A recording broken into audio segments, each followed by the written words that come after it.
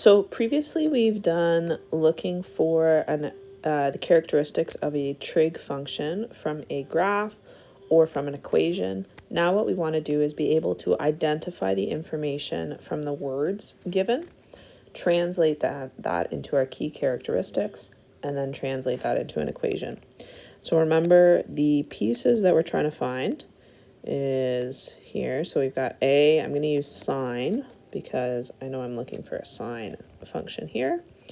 I've got K times X minus C, which is our phase shift, and then plus D.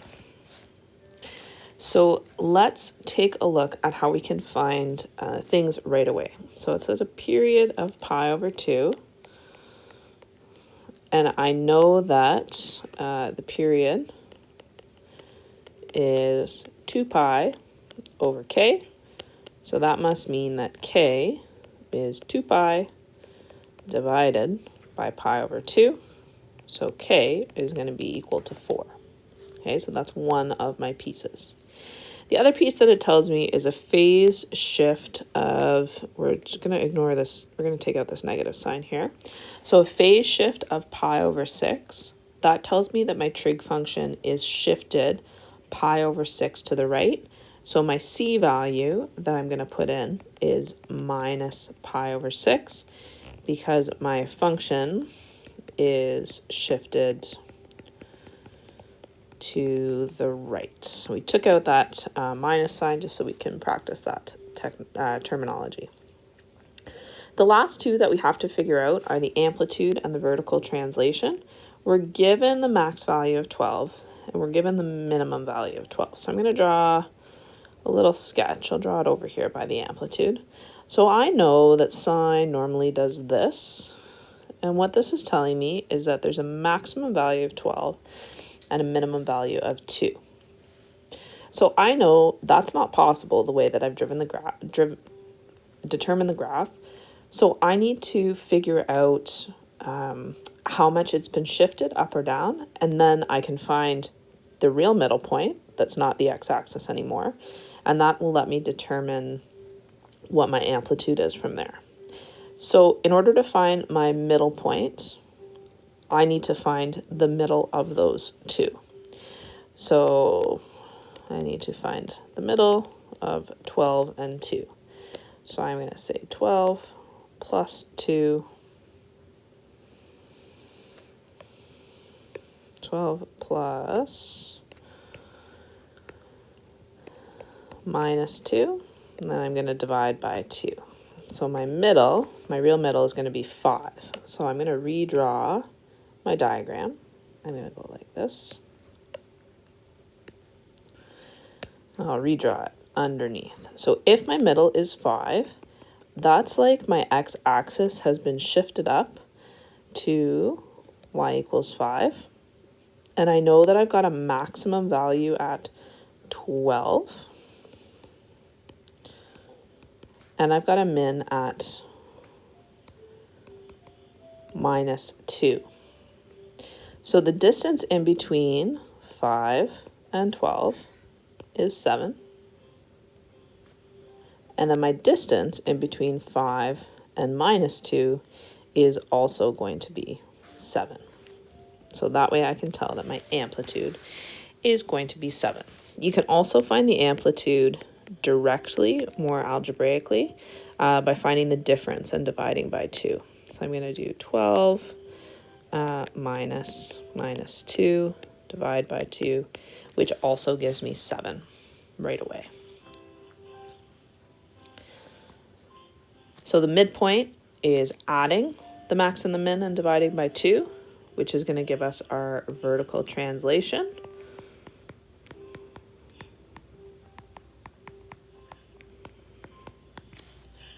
Subtracting or finding the difference between the two and dividing by 2 is going to give us our amplitude. So now I can fill in my equation. I've got my amplitude is 7. And then I've got my sine function, my k value, my phase shift. It's minus pi over 6 in the equation because it's shifted to the right. And then we've got plus 5 over here, and that is my equation based on those characteristics. So let's try another example. This one doesn't have quite as much information. That's okay. So we're looking for the equation of a sine function with a maximum at pi over 6, pi and 6, and a minimum at 5 pi and minus 2. So I'm going to draw a little sketch. So I've got, this is pi over 2, and this is pi.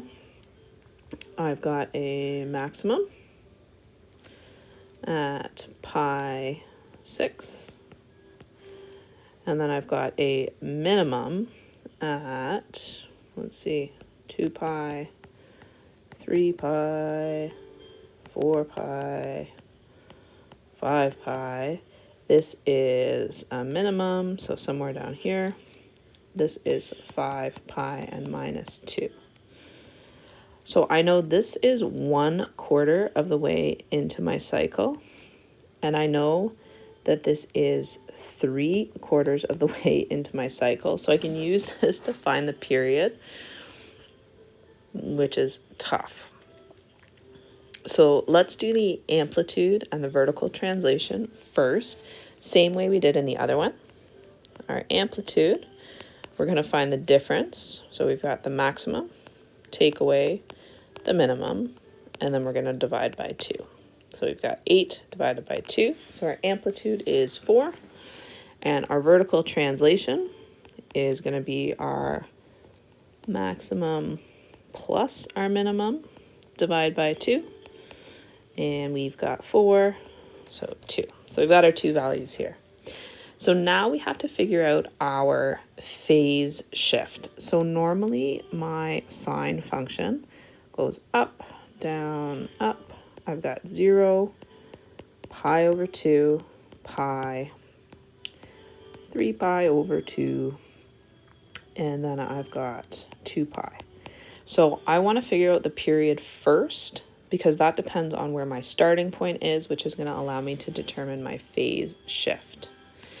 So I need to figure out the halfway point in between pi and 5 pi so that I can figure out where my halfway point is here, this sort of companion to pi. That's going to allow me to figure out where my first point is and where my last point is, because all 4 sections of the trig graph are going to be the same. So in between pi and 5 pi is 4 pi. So that must mean that my middle point is going to be right here at 3 pi, because this takes 2 pi and this takes 2 pi. That tells me that my last part over here, so back to where my starting point is also going to be 2 pi. So I've got a starting point here that's going to be at minus pi. So if each section is 2 pi, that means that my period is going to be 8 pi. And we know from before that my k value is going to be 2 pi divided by the period. So I'm going to end up with pi over 4. Oh, whoops. Pi's cancel out. 1 over 4. Okay. Now we have to figure out the phase shift. So normally, this is my starting point for pi. That's the first one in my cycle. And normally that starts at 0. So this tells me that I've had a phase shift of pi to the left. So in order to write this, I've had a phase shift of pi to the left. So let's put that into our equation. We've got y equals my amplitude, my a value. Then I've got sine of k, so 1 over 4, x, it's left, my phase shift, so I'm going to put plus pi, and then plus 2, and that's my equation based on those characteristics. All right, one more example to finish them all off. Now we're going to look for a cosine function. Fun, a different one. Okay, so let's put in what it tells us. So for x greater than 0, so that's a restriction that we have here. Vertical translation of -2, so let's say that that's 2 down. We've got a period of 2 pi over 3, so we know that our k value is 2 pi divided by 2 pi over 3.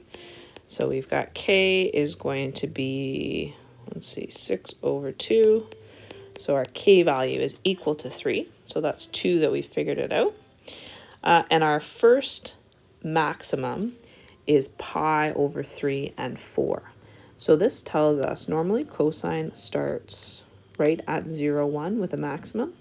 So the fact that our first max here is now pi over 3 and 4, that gives us our starting point, which is going to give us our amplitude. Oh, I wrote the wrong numbers there. Pi over 3 and 4. That's going to give us our amplitude as well as our starting point. So pi over 3 means that we shifted pi over 3 to the right.